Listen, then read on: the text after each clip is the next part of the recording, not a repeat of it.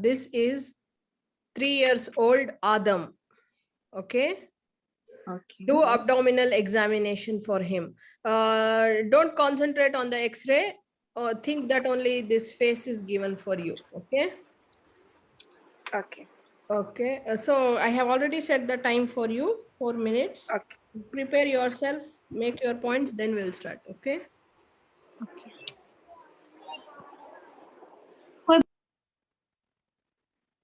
Okay, I will start the time for you. You can start. Okay, first I will introduce myself. I'm Dr. Sarah, one of the pediatric doctor working in this hospital. Then I will take the permission from the examiner and the parent to examine the baby. He's 3 years old, you told me, right? Yes. Okay, then I will wash my hand. Okay, first of all, I would like to know if his looks well, not distressed. No, If yes, not in distress, okay. looking. Okay, is he connected to anything? No. IV fluid, oxygen, pulse oximeter. No, Okay. not connected. Okay. He's sitting and is in an ease position, or he looks uncomfortable? Yes, like in the picture. He looks uncomfortable. Okay. No, he's comfortable. Yes. He's Okay. okay and sitting. Yes. Okay. Then for the general looks, I would like to see his weight and height, to take a measurement to see his weight and height and head circumference. And I would like to plot in a proper percentile for his age and sex. Okay. Yeah. Okay. He's less than 0.4 centile, short for his age. Otherwise, Okay. he's fine. Weight is on 10th centile. Okay. Next. Head circumference normal. Okay. Then I will start with the general looks. He has any unusual feature. From the pictures, I can see that he looks jaundiced for me. His color is strange a little bit. He looks yellowish, and also he has a puffy eyes. He has a depressed nasal bridge. Okay. His cheeks is puffy a little bit, or budgie cheeks. Okay. Okay. What else you see in the face? His ears looks normal for me. Okay, next, go ahead. Okay, then I will start with my general examination. I would like to see his hand. If there is any clumping, erythema, any abnormality. Only pallor. Okay. Pallor, tinge of jaundice you can see in the hands. Okay. Looks jaundice and pale in the hand? Yeah. Okay. There is any abnormality in the nails? No nail abnormality. No rash? No scar? No. Okay. I would like to check also the pulse, peripheral pulse, and collapsing pulse. No need for collapsing pulse. Peripheral pulse, radial pulse is fine, and good volume, 80 beats per minute. Good volume. Next, what you want to do? Okay. Then I want to see his head. If there is any abnormality in the anterior fontanelle, that's because I saw the X-ray. If there is any abnormality in the head, just I will do a palpation of the head. And if there is any, what you told me, head. Okay, if there is any lymph nodes in the neck. No lymph nodes in the neck. Okay, then I would like to take a permission from the mother to expose the child chest and tummy. Okay, exposed. What do you want to see in the chest? First, I want to see if there is any rash, abnormal, any deformity in his contour, any prominent vessels, any gynecomastia. No significant findings in the chest. Next. Can I see the axilla? There is any lymph node or any abnormality in the axilla? No lumps in axilla. Okay. Then also I want to see his abdomen. It looks distended. Any prominent vein? Any scar?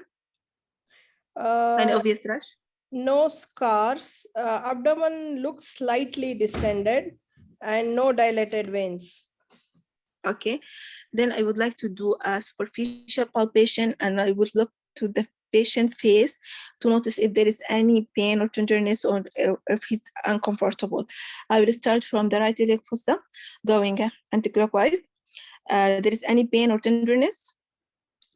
Actually, no pain and tenderness, no tenderness on superficial There pulse. is obvious, okay, there is obvious mass. Yeah, you can feel some mass in the right hypochondriac and left hypochondriac, but you have to confirm. Okay. Okay, then I want to do the deep palpation. I will go from right iliac fossa to check for the liver. How many centimeters below the costal margin? Okay, the liver is 4 centimeters below costal margin.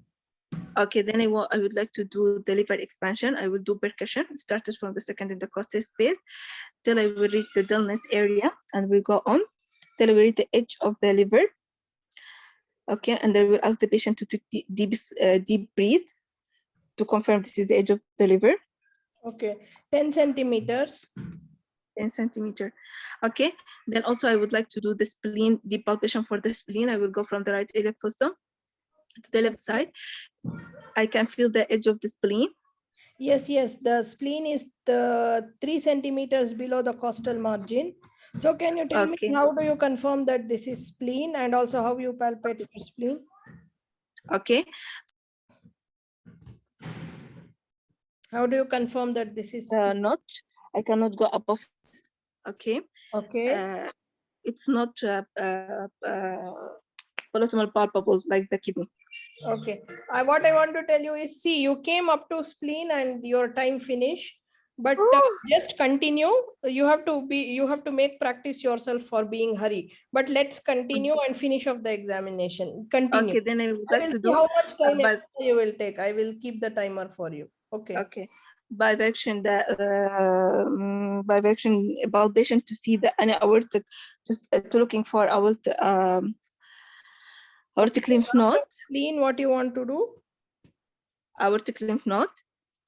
Okay, then I would like then I would like also to do a percussion for unshifting dullness, if it's positive or negative, to check for ascites.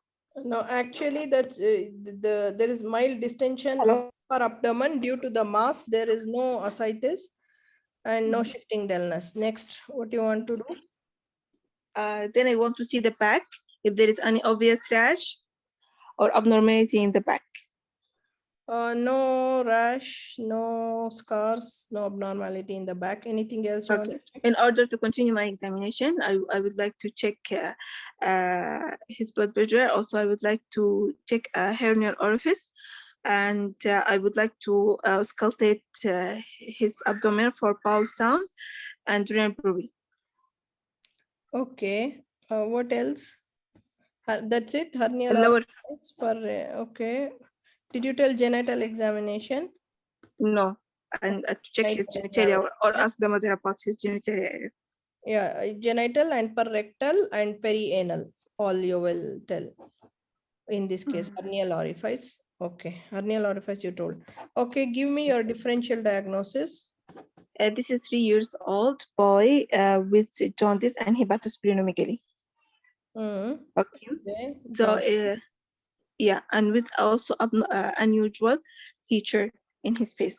So it could be one of the glycogen storage disease. It could be also a feature of thalassemia patient with hemolytic anemia. Okay. So among you, what is your top, thalassemia or glycogen storage? From the X-ray, I will go with Menkes because the X-ray looks like the Menkes syndrome or disease. So I'm coming, just wait. So it's going with the metabolic error, but also thalassemia. If I saw the picture alone, it could be a thalassemia. Just wait. Okay. So glycogen storage, this is thalassemia. Anything else you want to put? I will pause the time for you.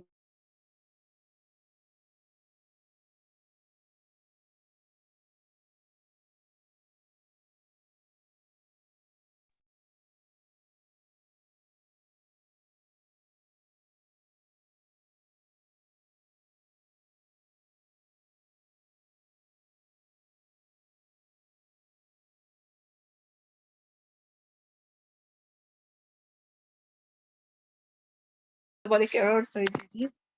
Okay, I restarted the time. Okay, continue. Okay. Give me your differentials apart from glycogen storage disease, thalassemia. Anything else you want to add?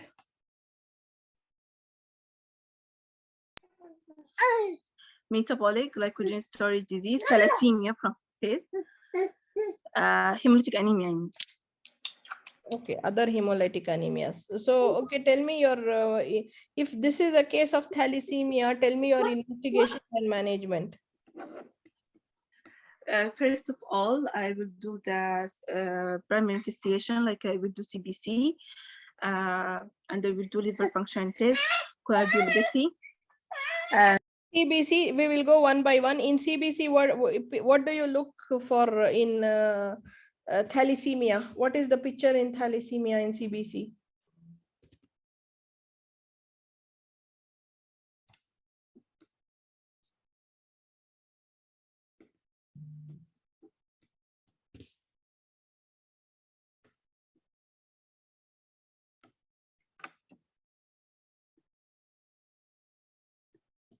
Okay, till she comes. Sorry. Okay, go ahead. Yeah, no okay. problem. For thalassemia, almost this baby, his hemoglobin will be low. If we did peripheral blood smear, we can see hypochromic microcytic anemia, and okay. So okay. And if we did CBC and hemoglobin electrophoresis, hemoglobin F will be low hemoglobin. Okay. So can you tell the management plan for this patient?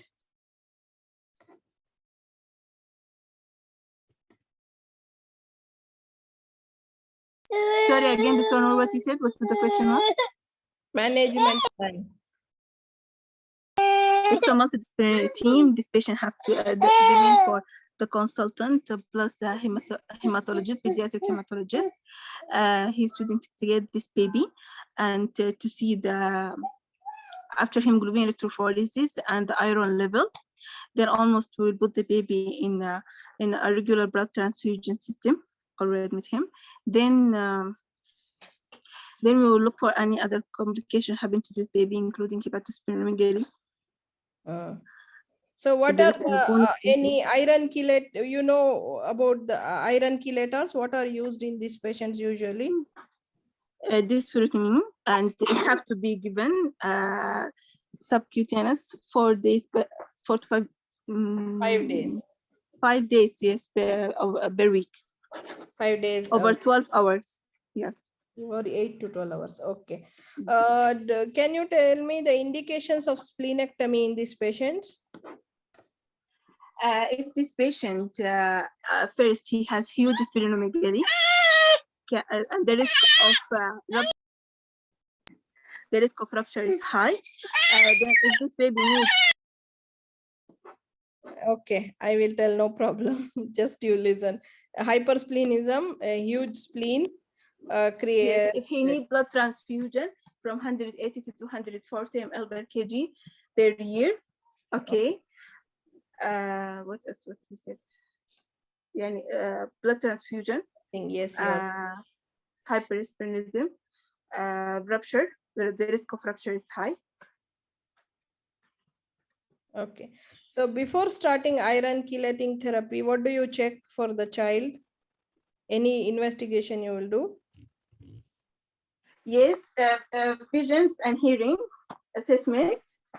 Okay, and also first we usually we will not starting getting therapy for the baby if just admit him in the regular transfusion program.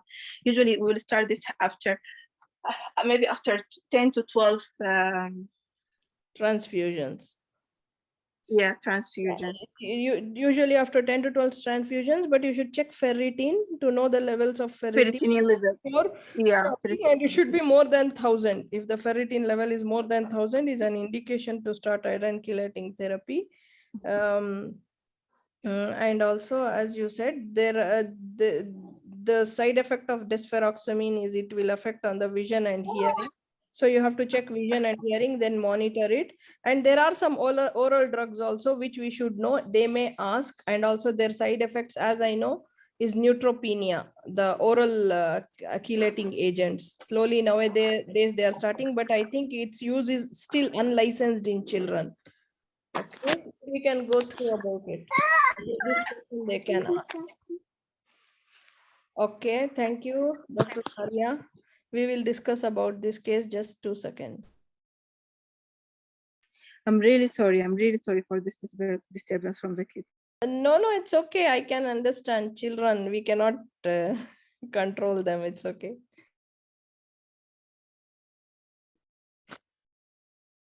So Extramedullary hyperexpansion. yeah, extra.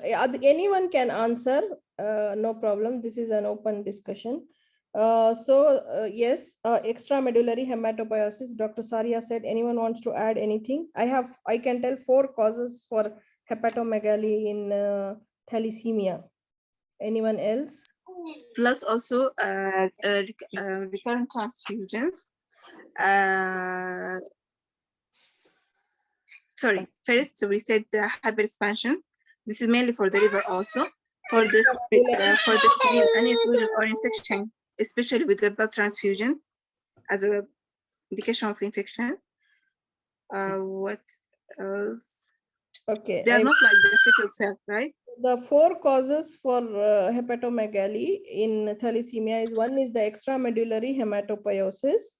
Second is the iron overload, means due to increased blood transfusion, you can have iron overload.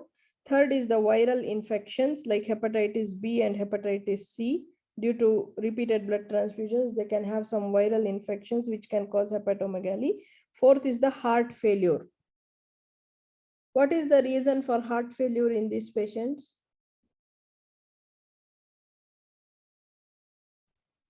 Can be due to anemia. Yes, can be due to iron overload. and also iron overload, both. Okay. Acidosis, yes. Hemocytosis and iron, anemia, both. That means anemia sometimes can cause. They can also have murmurs due to anemia also. So remember the 4 causes: extramedullary hematopoiesis, iron overload, viral infection, and heart failure. These are the causes of bone pain in thalassemia. One is the medullary expansion. That is, we have for liver, we said extramedullary hematopoiesis. For bones, we will say intramedullary hematopoiesis. Then the oral chelators, if you use oral chelators, not desferoxamine, the side effect of oral chelators is arthrosis and arthropathy. This can cause the pain in the joints and the bones. And hypoparathyroidism. Again, hypoparathyroidism is a complication of hemosiderosis. Okay, these are the causes of bone pain in thalassemia. Diabetes. Yeah. So the lab tests, diagnostic tests, always you should know their interpretation. Very important in thalassemia. For CBC, you will have reduced MCV. Okay, and reduced mean corpuscular hemoglobin, and also MCHC. Okay, and all parameters are reduced. What about RDW?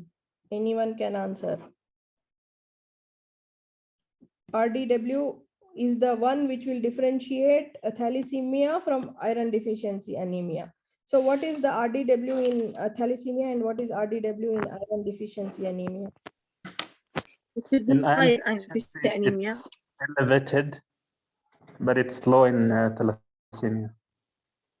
Can you repeat? It's elevated in iron deficiency, but it's low in thalassemia.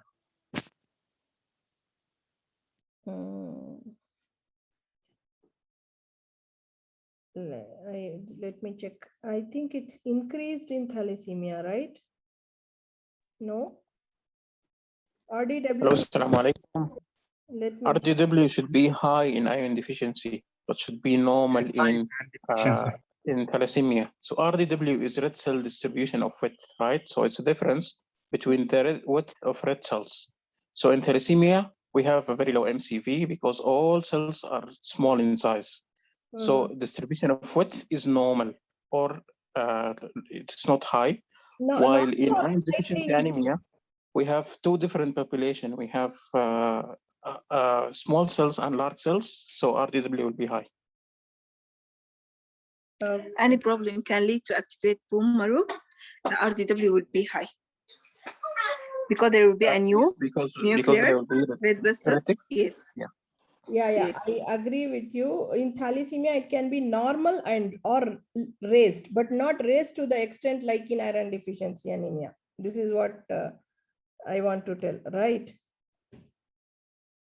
RDW, even in thalassemia, can be raised, but in iron deficiency anemia, it will be more raised. Normal or raised in thalassemia. But there are some tables we can go back and check. It is very important.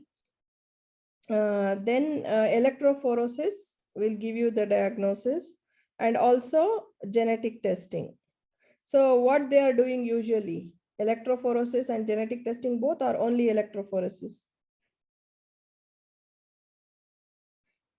For those things, we can go back to the recent and check. I will share now all the recent things. Before that, I'm just reading from my notes, which I've written before. So lab test, serum ferritin is very important, LFT. Then RBS, again, can be a complication. They can have diabetes mellitus due to as a complication of hemosiderosis. So RBS is important. Then viral serology, hepatitis B and hepatitis C virus, thyroid profile, calcium profile, that is bone profile, and sex hormones you will do only if delayed puberty. Okay, these are the lab tests. And it's an autosomal recessive inheritance. Gene location is chromosome 11, short arm of chromosome 11.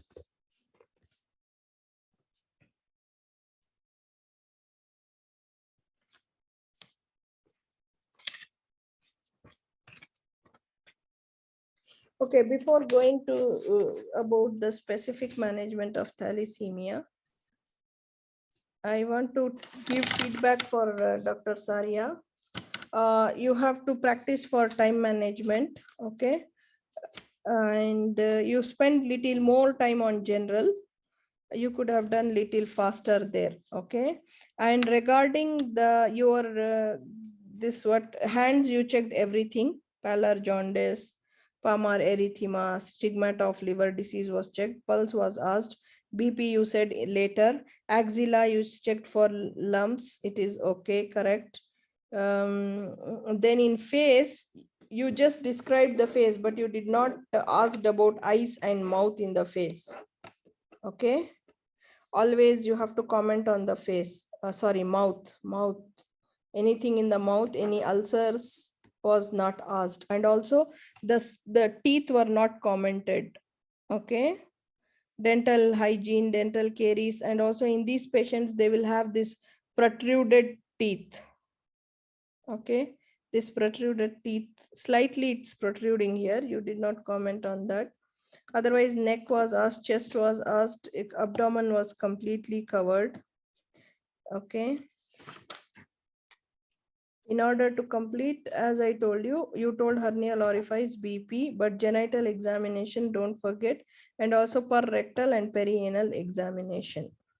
And lymph nodes, you will tell, you will want to do lymph node examination all over body. This was missed. Regarding this, your differential diagnosis, why you said glycogen storage disorder as top? There is jaundice in this patient. I mean metabolic error, not glycogen storage disease in itself. And I mean metabolic error to see Minkins because of X-ray I told you. Then I think also about thalassemia because jaundice and the feature.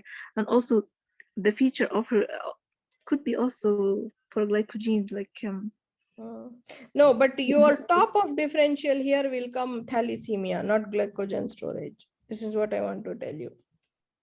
That if they present this extra, I can start with metabolic error.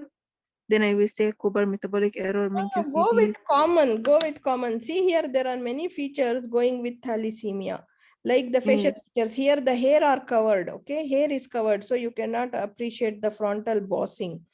The another thing is he has tinge of jaundice in the eye. This is the depressed nasal bridge, and this one is not puffy face. Actually, this is the malar hyperplasia. That is maxillary hyperplasia. What we say, malar prominence or maxillary hyperplasia. Two words are used for this. Malar prominence or maxillary hyperplasia. Okay, the face is looking like this, and also they will have protruded teeth. You can see that slightly protrusion has already started. That means in this child, this is due to the hematopoiesis, intramedullary hematopoiesis in the flat facial bones. Okay. Even the X-ray, doctor. This There is is clear hair on end. hair on and Thalassemia. clear hair on and appearance. Can someone tell what happens? Why this the X-ray looks like this? Intramedullary hyperplasia. Yeah, intramedullary hematopoiesis will cause, as we were reading, no, bone pain, and the bones will become weak.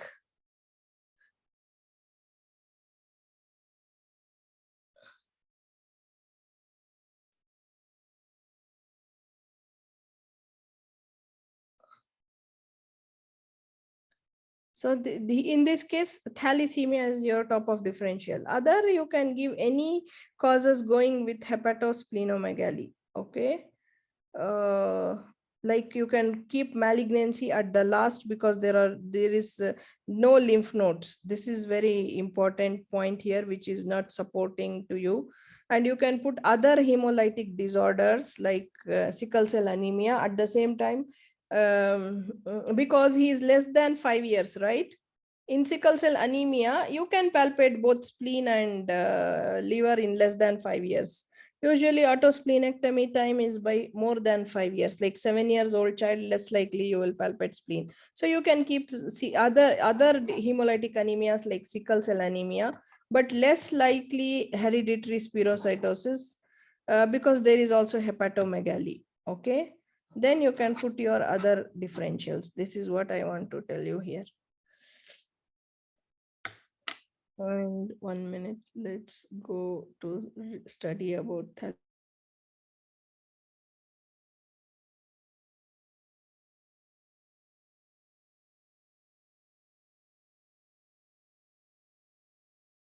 So we will just go through the investigations and management, which is very important.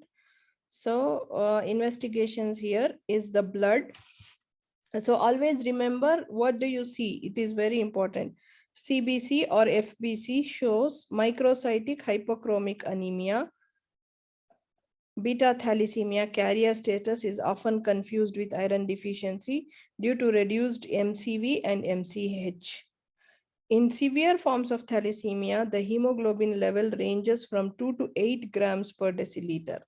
So there will be anemia, features of reduced hemoglobin and reduced MCV and reduced MCH. That is hypochromic microcytic. White blood cell count is usually elevated from hemolytic process. Platelet count may be depressed in splenomegaly. But usually this may happen or may not happen. The reduced platelet count and elevated WBC count, he is telling in relation to RBC. In relation to RBC, you can see the raised WBCs. But normally, usually the main thing you have to tell is a microcytic hypochromic picture with anemia. Okay. So serum iron levels, obviously the iron is elevated in thalassemia. So serum iron levels are elevated with saturation as high as 80%, and ferritin is also raised. So raised serum iron levels and raised ferritin. Then hemoglobin electrophoresis usually reveals the diagnosis. So here the diagnostic test will be hemoglobin electrophoresis if they ask about the diagnostic test. HbA2, which is between 1.5 to 3%, while HbA2 is more than 3.5% is diagnostic. If you see more HbA2, which is more than 3.5% is diagnostic, okay, in hemoglobin electrophoresis. You should know what is the criteria for diagnosis in hemoglobin electrophoresis. You see normal hemoglobin, which is HbA, is reduced, but HbA2 will be elevated and it should be more than 3.5%. It is diagnostic. Then for the genetic testing, don't tell genetic testing as first for the diagnosis. Electrophoresis comes first. DNA testing is only available in specialized laboratory. DNA analysis should be offered to identify and confirm couples at risk in prenatal testing and pre-implantation genetic diagnosis. So DNA testing is done mainly for the genetic counseling. You can remember like this, okay? And it is done only in specialized laboratories. And to confirm, this is done to identify and confirm the couples at risk and prenatal testing and pre-implantation.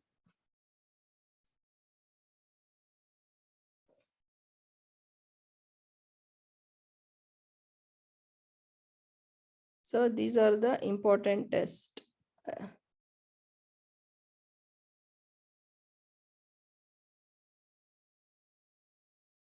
This is for the beta thalassemia. For the alpha thalassemia, which is not usually common, I'll just read only one.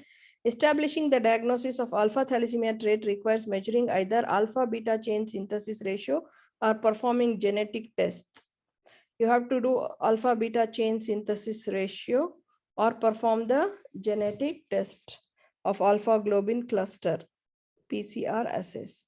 Next comes the imaging. After CBC, FBC, CBC and peripheral blood smear picture and HB electrophoresis and ferritin, liver function tests, all these things you will do. Iron, anemia profile also can be done. Then imaging is the skeletal surveys.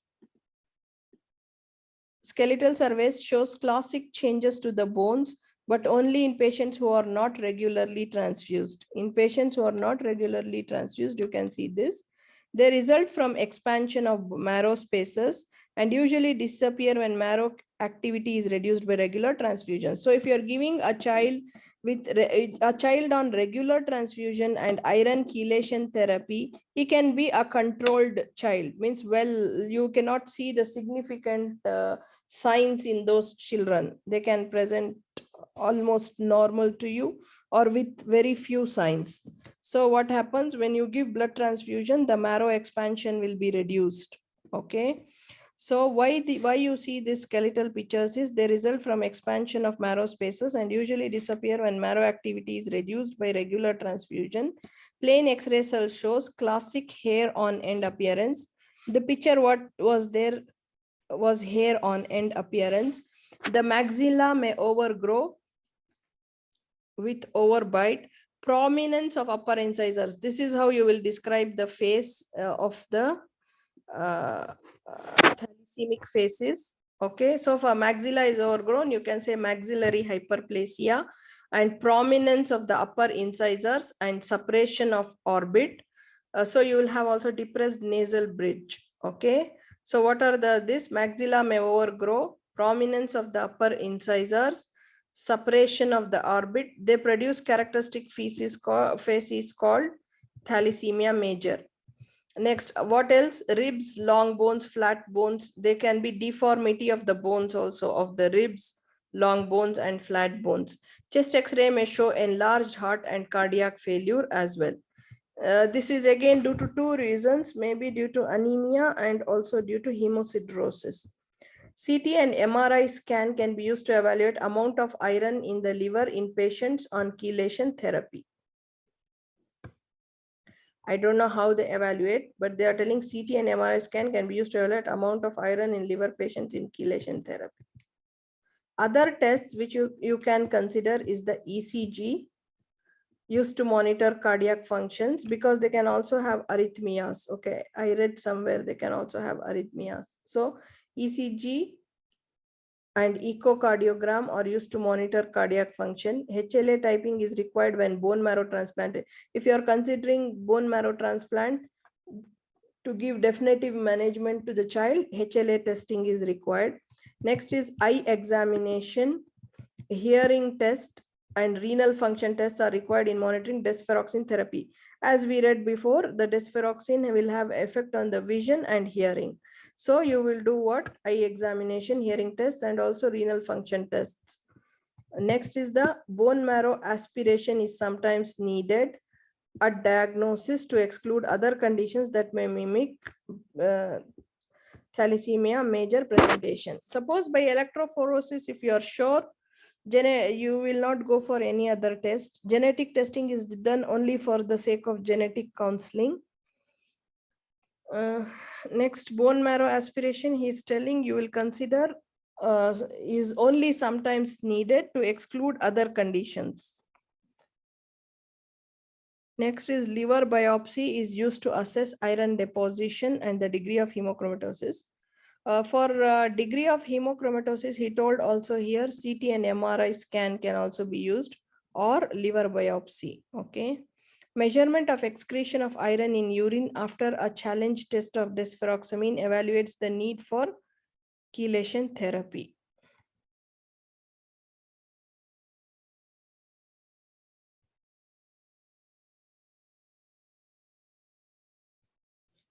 I don't know. They will ask these stages. Anyone knows? So for the management, because 3 minutes time only, but if in the history station it comes, they can ask you more. So the management, asymptomatic carriers requires no specific treatment. So thalassemia intermedia needs to be closely monitored for progression of complications induced by chronic hemolytic anemia. They may need occasional transfusions, may be required during periods of rapid growth, infection associated with aplastic or hyperhemolytic crisis, and in pregnancy.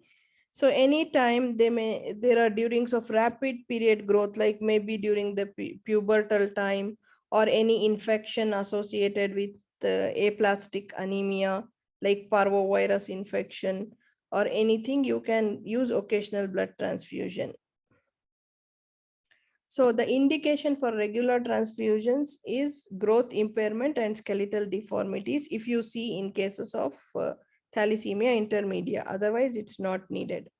If hypersplenism develops, splenectomy may be considered, although this carries severe risk of life-threatening infection, pulmonary hypertension, and thrombosis. Thalassemia major will be the common case usually. You should know up to date about it. So in intermedia, we read transfusion is needed only if there is growth retardation and skeletal deformities. But in major, usually they will fix for them for regular transfusions. That too, it's written as regular hypertransfusion. Okay. Regular hypertransfusion to maintain hemoglobin levels higher than 9.5 grams. Okay, in mark, it's given 10 grams. Iron chelation to prevent iron overload. Care of multidisciplinary team, including always include hematologist, specialized nurse, social worker, psychologist, genetic counselor, cardiologist, and liver specialist. So remember, you will involve hematologist and genetic counselor, cardiologist. Psychologist is also very important for the, especially in the teenage children, and also for the parental support. Social worker, specialized nurse. Along with that, you can also involve the endocrinologist, because they may have thyroid problems and diabetic problems due to hemosiderosis. Okay, and cardiologist already mentioned. So just think about the side effects of the iron overload and add to your team. National hemoglobinopathy cards are available for affected, carrier, and normal individuals following hemoglobinopathy screening.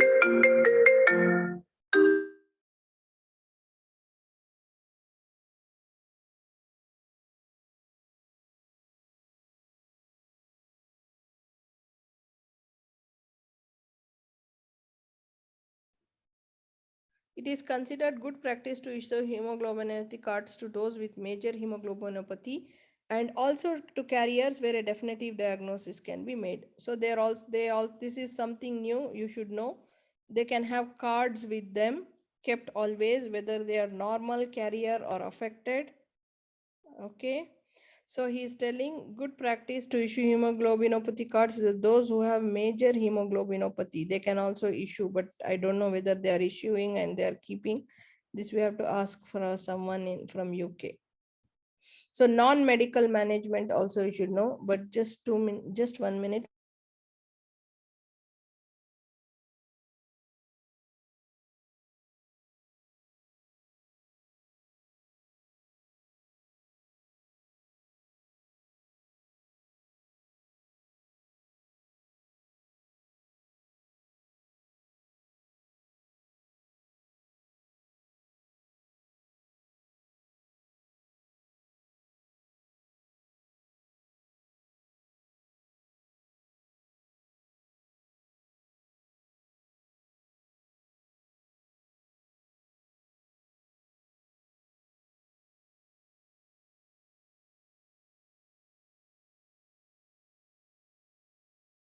Non-medical management always start with education, educating the parents, or if the child is old, the educating the teenage child. So education is important and psychological support.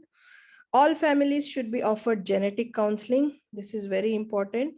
Avoid food rich in iron. This is also very important point because they will have iron overload. In non-medical management, you have to educate them about avoiding foods rich in iron, extra vitamin E, folic acid and some vitamin C may be beneficial. So you will add to their foods vitamin E, folic acid and vitamin C. Tea and coffee can reduce the absorption of iron. So even they can drink this because as we know, tea and coffee reduces the absorption of iron.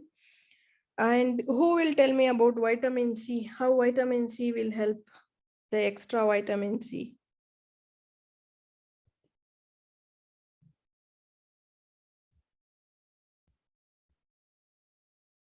Anyone? But I'm not sure. As I remember, vitamin C will impair the absorption of iron, right?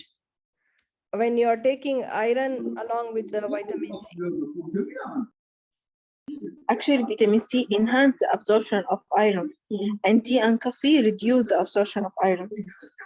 Vitamin C enhances or reduces? This is my confusion now. Enhance. Enhance, is it? Then what he is telling add vitamin C. Okay, let's check back. I remember that there is some role of vitamin C with iron, as you said. Maybe regarding the mucous membrane or something like that. Maybe. But definitely tea reduces. I know that the tannins in the tea will reduce the absorption of iron. This is for sure. Anyways, your instruction mainly will be avoid food rich in iron. Then how the transfusion help these children. Transfusion improves both quality and quantity of life in severe cases. The target is not to let hemoglobin fall below 9.5 grams. So that's why you will give what?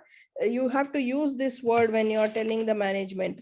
Regular hypertransfusion. Okay, this is used only for thalassemia major. The children who are diagnosed with thalassemia major.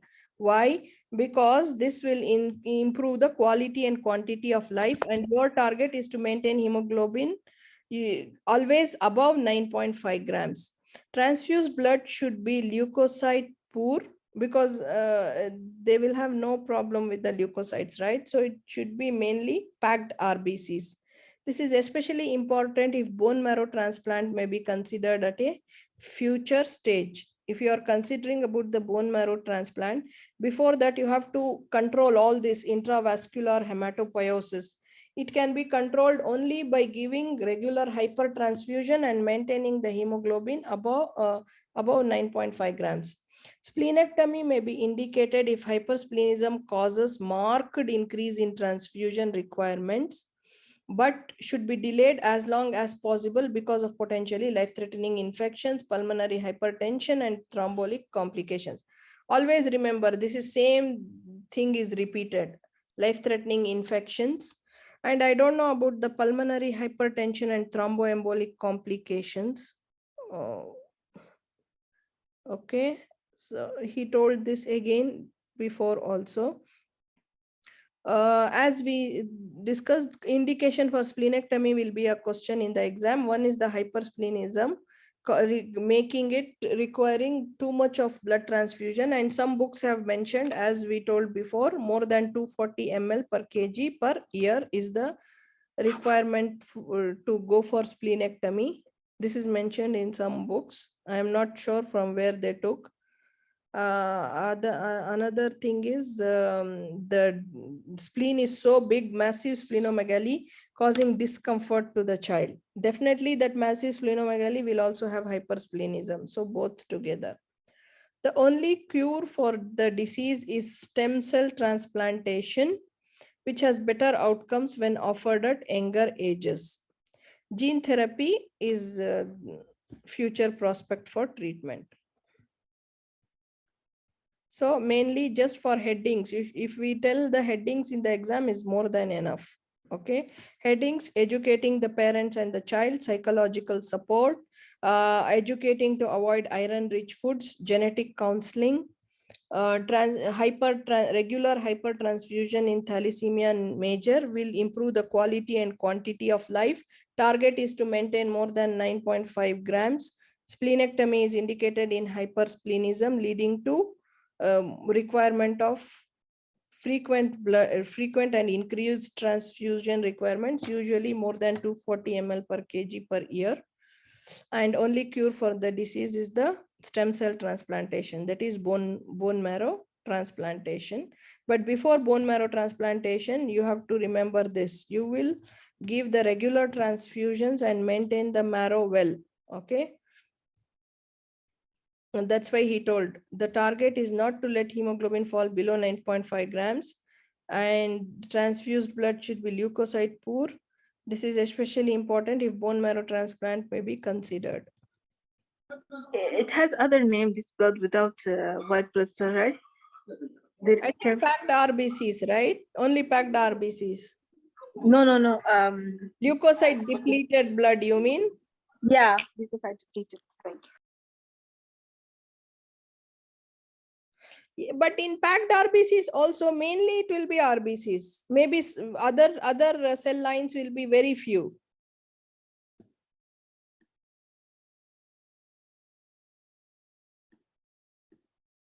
Okay, anyone can answer if they know. Okay.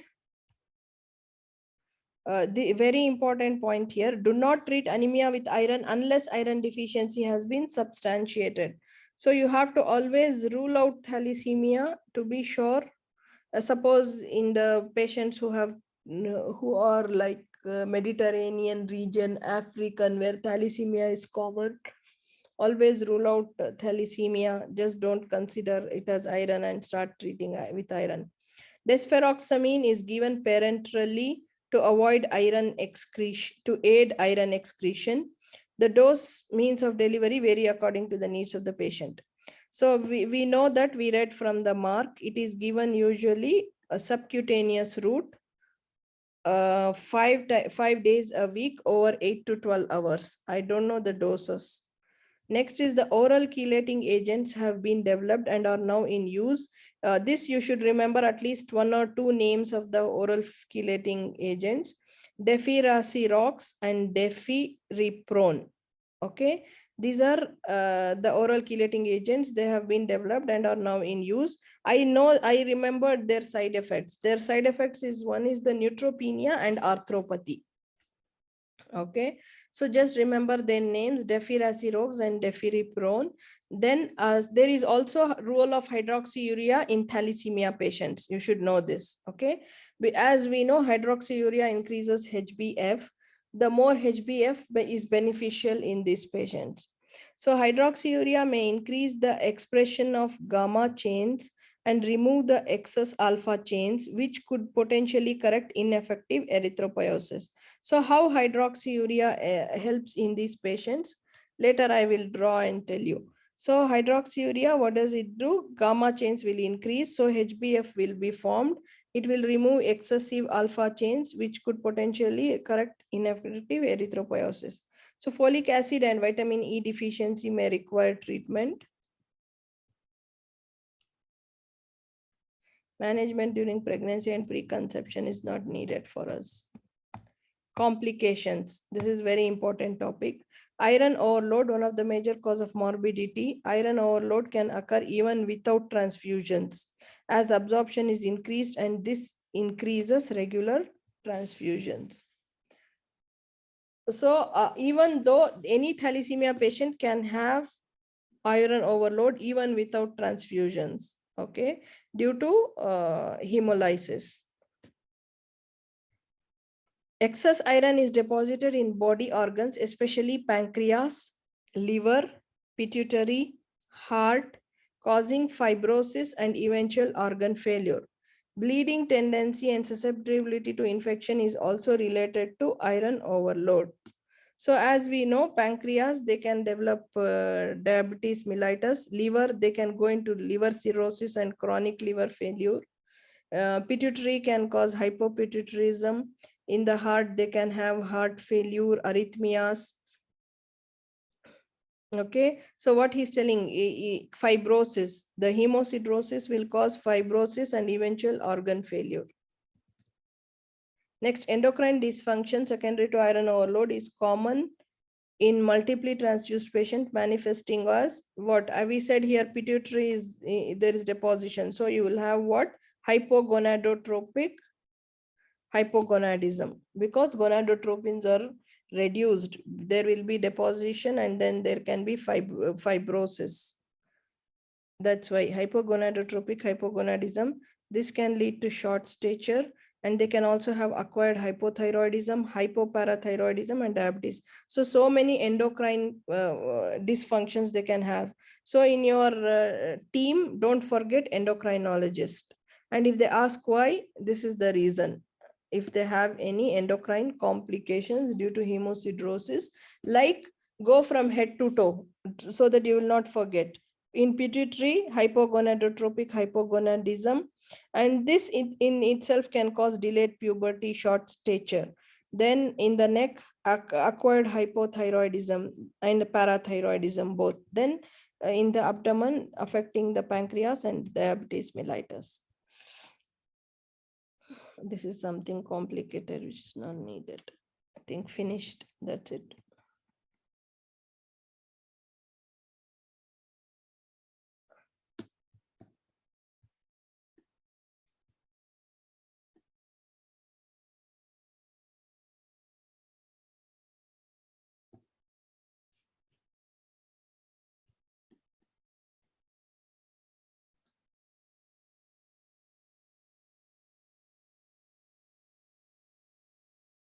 So I was telling about hydroxyurea, usually we commonly tell only for the sickle cell anemia, right? Remember hydroxyurea even in thalassemia. So in thalassemia, what happens usually? As we said, in the chromosome 11, there will be point mutation, okay? So this mutation will cause reduced production of beta globin chains. They are reduced. So what happens? Alpha is produced normally and beta is reduced production. So the excessive alpha chains, what they do, this is the RBCs. Okay, the excessive alpha chains, they start forming the inclusion bodies inside the RBC. Okay, this is one of the reasons for the hemolysis. Okay, so that will cause hemolysis. Now suppose of the RBC. Now suppose if you give hydroxyurea and there is increase in the HbF, that means the alpha chains are used to bind with the gamma chains. So there are no more excessive alpha chains to form the inclusion bodies and making more hemolysis. Okay, this is how it will help. Anyone wants to comment?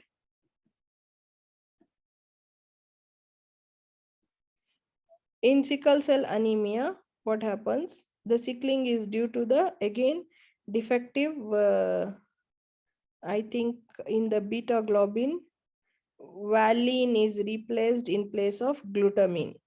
Okay, so this is the reason. So again, what happens, if there is more HbF, it will prevent sickling. This is how HbF, because there is no beta globin chain, and the hemoglobin F, that is the fetal hemoglobin, will maintain the RBC shape. This is because of the defective beta globin. So if we increase the HbF, it will maintain the RBC shape and prevents what? Vaso-occlusive crisis in these children. So you can remember hydroxyurea both for thalassemia and sickle cell anemia. Okay, but more commonly tell in sickle cell anemia, but also if you mention even in thalassemia, I think there is nothing wrong because it's mentioned in patient info. So anyone has any hematology background, and if they are using in their hospital, can tell us about the use of hydroxyurea in thalassemia. Okay. Yeah, so it's not common to give hydroxyurea for patients, but yeah, as mentioned, should be considered. But it's an important part of management in sickle cell disease, as you mentioned.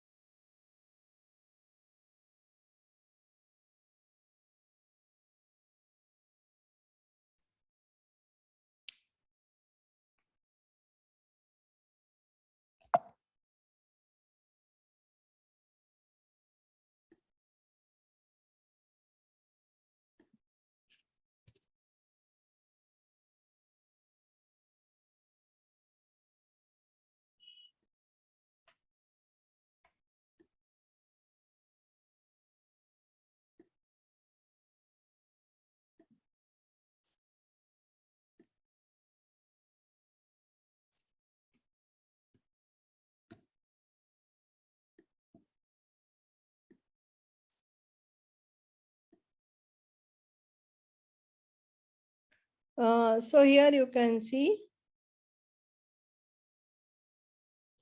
we'll just go through iron deficiency anemia and thalassemia because we should know the difference. Sometimes they may ask, or also for our knowledge. So microcytic anemia, here also there is microcytic anemia. In iron deficiency anemia, what happens? Anisocytosis, you will have varying sizes. Poikilocytosis, again, various shapes, and ineffective hematopoiesis, both. Even here you will have varying sizes and also varying shapes. Next, what here you can see, this is the normal cell. Okay. Now compared to this, this is the hypochromasia and this is the microcytes, small size, and this is the less hemoglobin. This will give to hypochromasia, and also there can be some pencil shells and different sized cells. That is why anisocytosis and poikilocytosis. Here also you see, but some extra things here you see is the teardrop cells, and also target cells will be seen, and sharp teardrop cells that decrease with splenectomy. Okay. After splenectomy, maybe you may not see this teardrop cells. Next, you will also have target cells, which are not common in iron deficiency anemia. Okay. Target cells will be seen, prominent target cells and teardrop cells. And he's also telling modest target cells. Okay, but anyways, this like a bull's eye, remember it as target cells. That's more than enough. So you should know the difference. Usually here it's written, you see, RDW will be high in iron deficiency anemia, and it will be usually normal in thalassemia. This is one of the differentiating points. The other thing is when you do the iron profile or the anemia profile for these children, like iron ferritin transferrin saturation will be low in iron deficiency anemia, but here it can be normal or raised. Okay, because of the iron overload, the iron can be more, the ferritin can be raised, and even the transferrin saturation, more than 80% would have been saturated already. So here everything will be normal, or usually in major it will be raised. In intermediate and minor it can be normal. Then total iron bearing capacity, obviously high. Here it will be normal. Other diagnostic tube, work up the cause for iron deficiency. Alpha thalassemia, Asian molecular test. Beta thalassemia, you will go for electrophoresis. See, for beta thalassemia, electrophoresis. For alpha thalassemia, he is telling some molecular test, which we read from in the patient info. We can just remember this. So just remember this difference between the iron deficiency anemia and thalassemia. They may ask this if it is a history case and if they have time. Okay, and I have some good slides on thalassemia. We will go through it fast. I hope.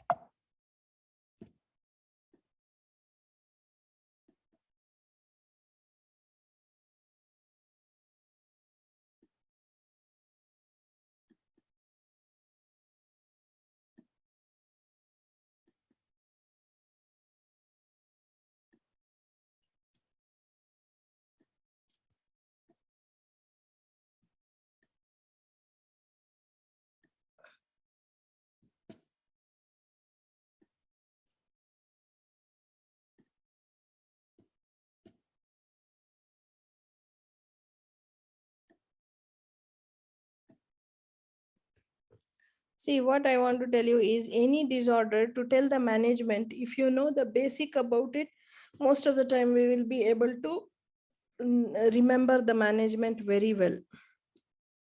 Okay, so all we know that it's a genetic disorder affecting the beta globin chain, and okay, and the ethnicity is Mediterranean, African, and Southeast Asian populations. We all know this. I'll not go more common, like alpha, beta, gamma, delta. So alpha and gamma is F, alpha and beta is A, and alpha and delta is A2. In thalassemia, what happens? A2 increases because there is defective in the production of hemoglobin A due to lack of beta chains. So more than 3.5% of A2 is diagnostic of thalassemia, which we read in patient info. Okay, so the gene affected is chromosome 11 and it will be a point mutation. So this will cause what? Reduced synthesis of beta chains. Either it will be reduced or it will be completely absent. So what happens? Reduced or absence will make in free alpha chains in the blood, which gets accumulated in RBCs. So autosomal recessive. So either you should have both the parents, one copy of gene, they should be carriers for the manifestation. Okay. So beta thalassemia minor, they will be like the carriers with only one gene affected, either reduced production or zero production. Okay. In intermedia, at least some amount of beta globin production will be there. In major, almost it will be nil or too much reduced.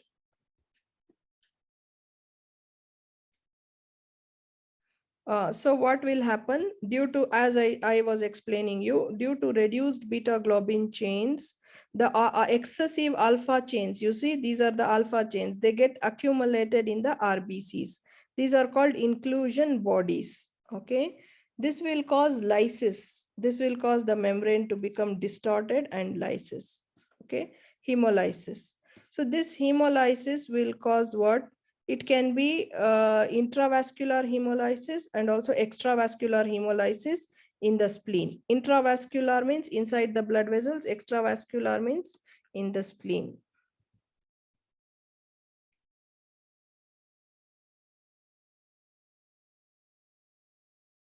Next, what happens? Due to this hemolysis, there will be increased bilirubin production and iron will be released freely. So this will lead to secondary hemochromatosis. Because of the hemolysis, the heme part of the iron, you see, it gets separated and you may have bilirubin and increased iron. This is the mechanism. Next is what happens in hemolysis will cause hypoxia, and there are no sufficient red blood cells. So this will induce intra and extramedullary hematopoiesis. The reason here, hemolysis will cause hypoxia, and this hypoxia will induce increased red cell production from the bone marrow and the liver. Okay. This, due to intramedullary, you will have all these things: enlarged skull face, the flat bones of the skull and face will get enlarged, and extramedullary hematopoiesis will lead enlargement of liver and spleen. And so this is the increased production of RBCs.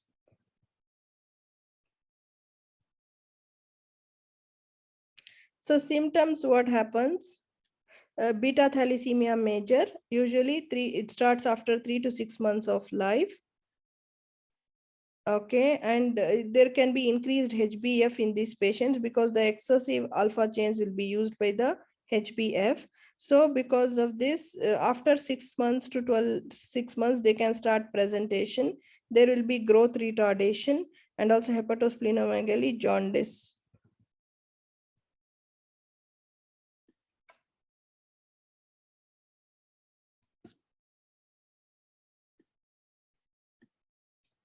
Here, remember, they were telling ECG and echo and all, right? Again, it is due to the complications of hemochromatosis. There can be arrhythmias. The hemochromatosis can lead to arrhythmias also. They can have pericarditis. So also you will tell in complications, you can also consider to do an ECG and echo in these patients. Okay, this is the reason: arrhythmias, pericarditis. Then in liver, excessive accumulation can cause cirrhosis. So you can see features of chronic liver disease and liver failure as well in serious cases. There can be hypothyroidism, diabetes mellitus. And also if it affects the pituitary, you can also have hypogonadotropic hypogonadism with short stature. And this is the skull X-ray. What will happen? The face is typical: frontal bossing, maxillary hyperplasia, depressed nasal bridge. okay, with prominent upper incisors. So much you have to explain. If it is a thalassemia case in the exam, you will ask so many questions like, do you see any frontal bossing, any depressed nasal bridge, any maxillary hyperplasia, any prominent upper incisors? Okay, then this is the hair on end appearance. It is explained because it looks like this in this hand. Okay. Okay, blood tests, as we said, there will be reduced hemoglobin. Sometimes in beta thalassemia major, it can be between 2 to 8 grams per deciliter, reduced MCV. And here he is telling red cell increased, but as we said, it will be normal or slightly increased, not increased to the extent in iron deficiency anemia. The reason they are telling why there is red cell distribution width is due to anisocytosis. Usually there are different size of cells. One is small, one is big, one is medium, like this. In the blood smear, again, small pale RBCs, microcytic hypochromic, and target cells. Usually you don't see target cells in iron deficiency anemia. Okay. Lab work, high iron, high ferritin, and transferrin.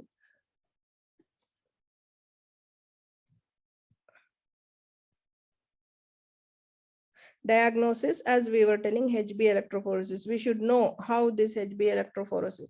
So this is in a normal child, HbA with 2 alpha and 2 beta chains. You will have normal. Okay. Now I will just explain normal and major. Intermediate will be in between. Okay. So for the normal, you see the HbA level. You see the HbA level here. It's very reduced, too much reduced. Whereas the HbF is increased, and here it's normal, means less quantity and it is increased. So if you see this HbA2, we read the same thing in patient info.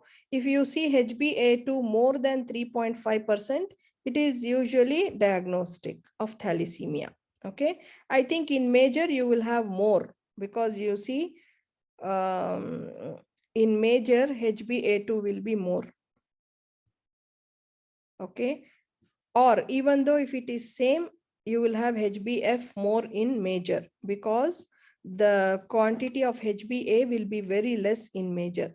Anyways, for the diagnosis of thalassemia, you should have HbA2 more than 3.5%. You have to remember this. Treatment, as we said, for the major, always tell regular hypertransfusion. So periodic blood transfusion, it can cause iron overload, worsen hemochromatosis. So you'll use iron chelating agents like desferoxamine, then splenectomy.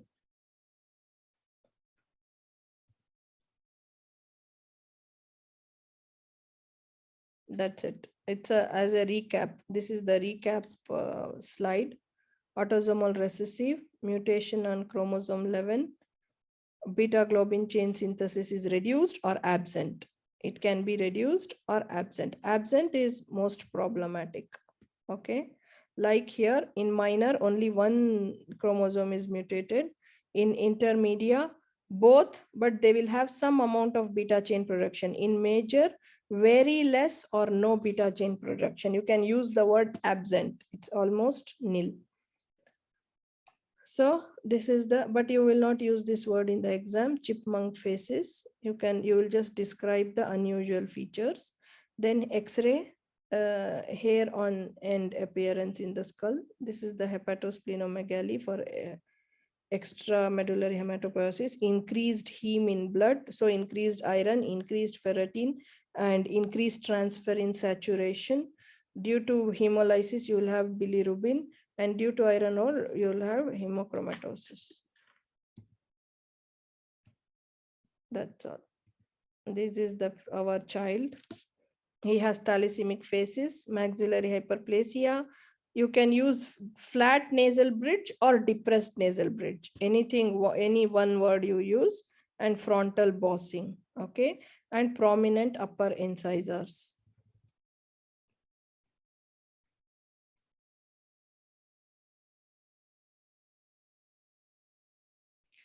So why there is bony deformities in thalassemia? Thalassemia can make bone marrow expand, especially in face and skull. So expansion makes bone thin and brittle. This is what is the explanation you will give. Okay. And also you see fatigue, growth failure, shortness of breath, weakness. This shortness of breath, weakness, fatigue can also be due to anemia.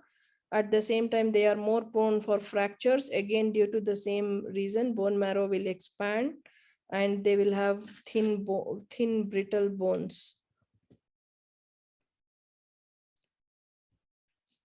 This is the explanation. As I said, prominent malar eminence or malar hyperplasia, frontal bossing, depressed bridge of the bridle, and exposure of upper central teeth.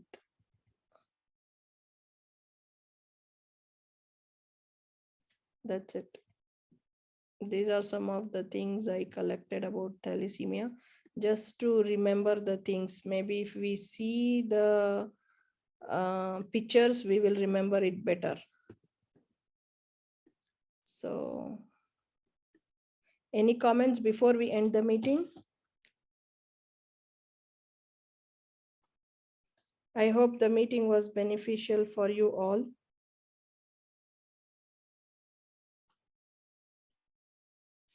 You can hear me? Oh, yes, yeah. Thank you. Thank you so much. This is my first time to be in, but I really, it's a really nice meeting. I think it was helpful and nice. Thank you so much. Yeah, what I want to tell you is, I know in the clinical, they may not ask you the basic things like which chain is affected, what is affected. They may ask or they may not ask. But to remember the management, I feel if we go back to the basics, we will remember the management better. Because if we know why it affects the bones, how should we treat the bones? Why it affects the blood, how can we treat the blood? This is what I thought. That's why I just went through the basics also with these slides. Absolutely right, yes. Okay, thank you all. So I had a thought of doing sickle cell anemia also today, but we went out of time with thalassemia because it's a major topic. So in the next session, let's try to complete sickle cell anemia. If we complete sickle cell anemia, it will be like we completed the 3 things: hereditary spherocytosis, thalassemia, and sickle cell anemia. Then we will see something else, inshallah. Okay. Okay. I will just end the meeting for all. Thank you all for attending.